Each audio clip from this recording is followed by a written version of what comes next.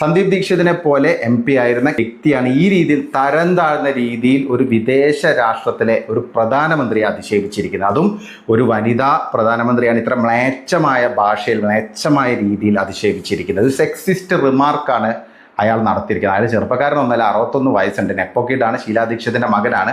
അമ്മ മരിച്ചതിന് ശേഷം രാഷ്ട്രീയത്തിൽ പച്ച തൊട്ടിട്ടില്ല. കഴിഞ്ഞ നിയമസഭാ തെരഞ്ഞെടുപ്പിൽ ഡൽഹിയിൽ 4000 ചില്ലാൻ വോട്ടാണ് കെട്ടിവെച്ച കാശ് പോലും കിട്ടിയില്ല. തുടർച്ചയായിട്ട് തോൽവികൾ നേരിട്ടുകൊണ്ടിരിക്കുന്ന ഒരു ഡിസാസ്റ്ററാണ് ഈ സന്ദീപ് ദീക്ഷിത്. 61ാമത്തെ വയസ്സിലും ഒരിക്കലും പക്വതയില്ലാതെ രാഹുൽ ഗാന്ധിയെ പോലെ തന്നെയുള്ള അതേ രീതിയിൽ ഒരു നെപ്പോക്കിഡ് ആറ്റിറ്റ്യൂഡുള്ള ഒരു വ്യക്തിയാണ്. അത് വീണ്ടും തെളിയിച്ചിരിക്കുന്നു എന്നുള്ളതാണ്. രാഹുൽ ഗാന്ധിക്ക് വേണമെങ്കിൽ ഇത് തിരുത്തായിരുന്നു, പക്ഷെ അദ്ദേഹം തിരുത്തിയില്ല.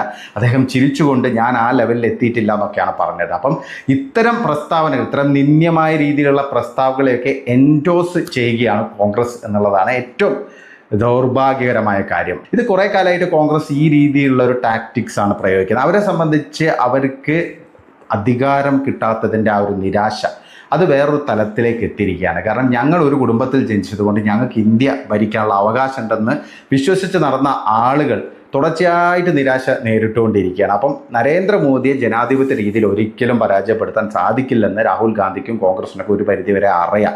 അതുകൊണ്ട് തന്നെ അദ്ദേഹത്തെ ടാർണിഷ് ചെയ്യാൻ പരമാവധി ശ്രമങ്ങൾ നടത്തി. ഇതെല്ലാം പക്ഷേ നടപ്പായില്ല, ഇതെല്ലാം തകർന്നു എന്നതിൻ്റെ ആ ഒരു നിരാശയിൽ നിന്നായിരിക്കാം ഇത്തരം ഒരു ടാക്ടിക്സിലേക്ക് ഇപ്പോൾ കോൺഗ്രസ് കടന്നിരിക്കുന്നത്. കുറേ കാലമായിട്ട് കോൺഗ്രസ് നേതാക്കൾ ഇതേ രീതിയിലുള്ള അധിക്ഷേപ പരാമർശങ്ങളൊക്കെ നടത്താറുണ്ട്.